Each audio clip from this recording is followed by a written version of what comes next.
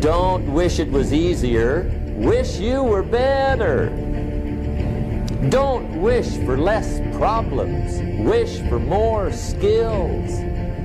Don't wish for less challenge. Wish for more wisdom.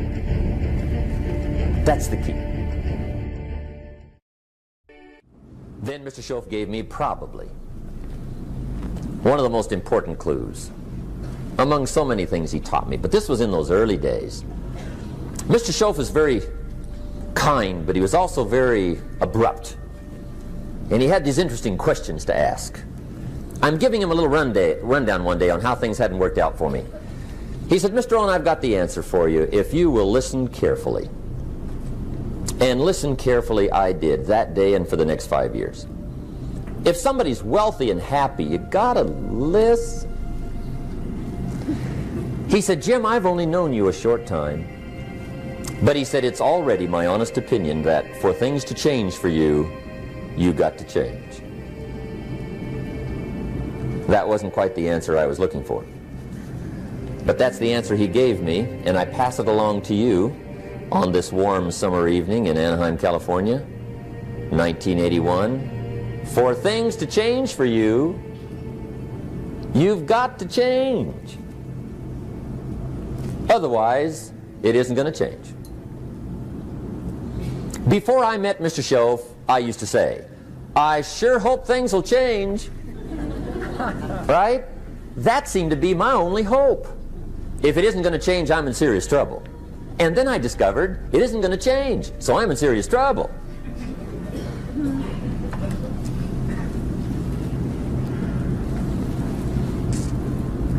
See, I can tell you what the 80s are going to be like. You have dropped into the right place.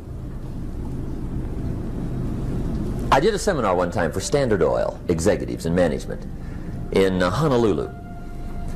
And we're having a conference one day on this big conference table. And one of them said to me, Mr. Rohn, you know some fairly important people halfway around the world. What do you think the 80s are going to be like? I said, gentlemen, I do know the right people. I can tell you. So they all listened very carefully. And I said, gentlemen, based on my wide experience, I can really honestly say to you, in my opinion, in the 80s, it's going to be about like it's always been.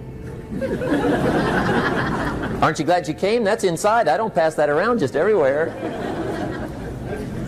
Now, of course, I said that to make a point, but I also said it because it's accurate. It's going to be about like it's always been. It isn't going to change. The tide comes in, and then what? It goes out. For 6,500 years that we know of, recorded history, and probably long before that. So it is not going to change. It gets light, and then what? It turns dark. 6,500 years. See, it's not likely to change. And we're not to be startled by that. And if the sun goes down, the guy says, what's happened, what's happened? It means he hasn't been here long, I guess, right? It always goes down about this time. The guy says, well, I don't like that arrangement. Well, you got to talk to somebody besides me, right? It gets light, then it turns dark. In rotation, the next season after fall is what? Winter. Pray tell, how often does winter follow fall?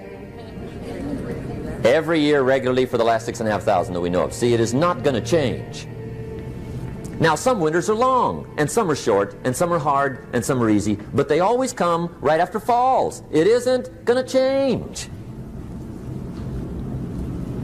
Sometimes you can figure it out, sometimes there's no way to figure it out.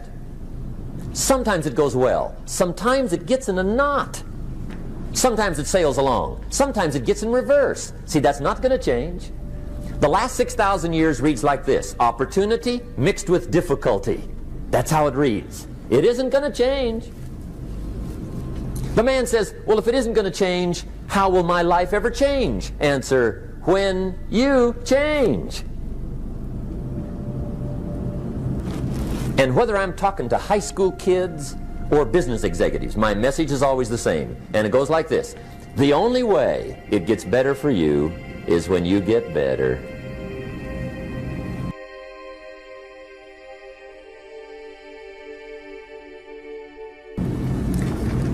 Let me give you the 4 major lessons in life to learn. Here's 4 majors. It's good to study the majors. In our weekend seminar we teach, some people don't do well because they major in minor things. You've got to be on the lookout. At the end of every week, end of every month, you've got to check, make sure you're not spending major time on minor things. We go through that whole series. Majors and minors. Now, let me give you two phrases before we get to the four majors. This will set it up and you'll see where I'm going. Two key phrases for your notes. Here's the first one. Life and business is like the changing seasons. That's the first phrase. Life and business is like the changing seasons. One of the best ways to describe life, it's like the seasons. Frank Sinatra sings, life is like the seasons. Now here's the second phrase. Very important. You cannot change the seasons, but you can change yourself. You can't change the seasons, but you can change yourself. And see, that's how life gets better for you, not by chance, but by change. Now, here's the four major lessons in life to learn.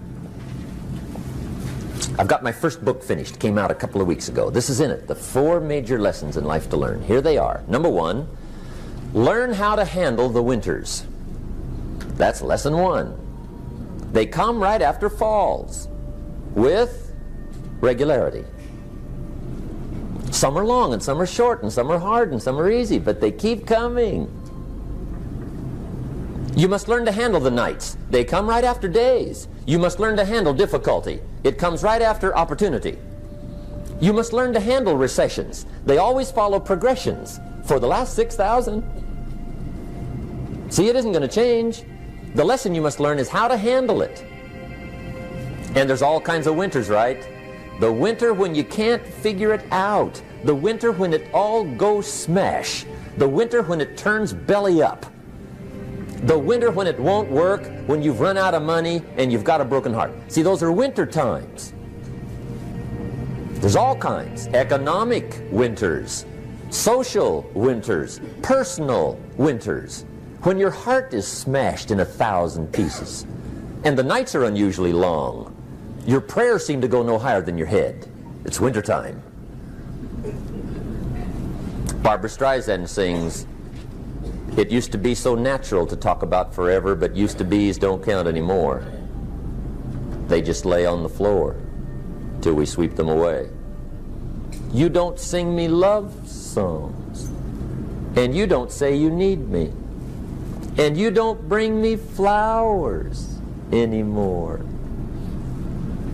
A song of winter.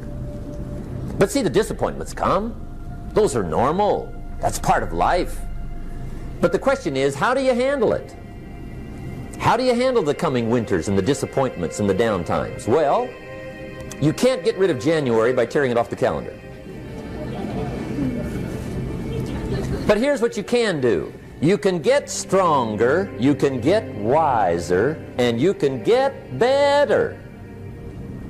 The winters won't change, but you can. And that's how life changes for you. See, before I understood, when it was winter, I used to wish it was summer. I didn't understand. When it was hard, I used to wish it was easy. I didn't know. And then Mr. Shoaff gave me a part of his very unique philosophy when he said, "Don't wish it was easier, wish you were better." See, that triggered my whole life change. Don't wish for less problems, wish for more skills. Don't wish for less challenge, wish for more wisdom. That's the key. So that's lesson one, learn how to handle the winters. Here's lesson two, learn how to take advantage of the spring. That's the second one. Spring is called opportunity. And spring follows winter. What a great place for it. If you were going to put it somewhere, that'd be the place to put it, right after winter. And pray tell, how often does spring follow winter? Every year with regularity, 6,000. You can almost count on it. See, opportunity always comes. Days follow nights. Isn't that terrific? Opportunity follows difficulty. But here's what you must learn to do. Underline these two words in that key phrase. Take advantage. Underline those two. You must learn to take advantage of the spring. See, just because spring rolls around is no sign you're going to look good come fall. You got to do something with it. In fact, you have to get good at one of two things in life. Planting in the spring or begging in the fall. Or get somebody to do it for you. See, those are about the only alternatives. Now here's what else you must do. Take advantage of the springs quickly, because there's only a few. Just a handful of springs have been handed to each of us. They don't come forever. Life is fairly brief. So you got to read every book you can get your hands on what to do with your springs while they're here. And take advantage, they soon run out. The Beatles wrote, "Life is so short." And for John Lennon, it was extra short. But life is brief. Elton John sings, "She lived her life like a candle in the wind." It's brief. So whatever you're going to do with your life, you got to get at it. Don't just let the springs pass. Here's the third major lesson in life to learn.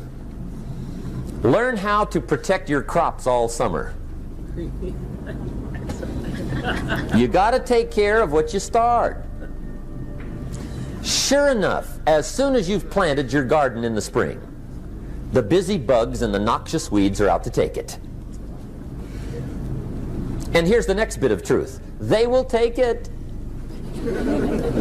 unless you prevent it. And that's the third major skill to learn. You've got to learn to prevent the intruder from taking all the good you start. It's one of the challenges.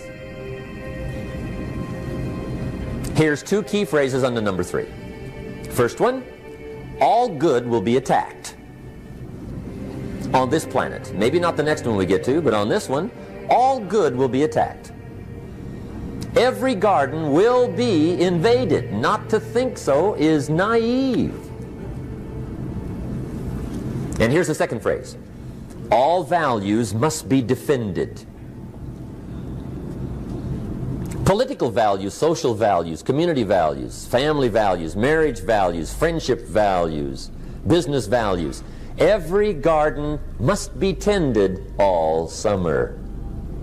Third major lesson. Now here's number 4. Fourth major lesson in life to learn. Learn how to reap in the fall without complaint. Learn to reap come harvest time without complaint. Take full responsibility for what happens to you. It's one of the highest forms of human maturity, accepting full responsibility. It's the day you know you've passed from childhood to adulthood, the day you accept full responsibility. And another note, learn to reap in the fall without apology. Without apology if you do well, and without complaint if you don't. That's maturity. I used to have that long list of reasons why I wasn't doing well. To explain. You got to explain, right? Otherwise you're going to look bad. I used to have this funny list called Reasons for Not Looking Good.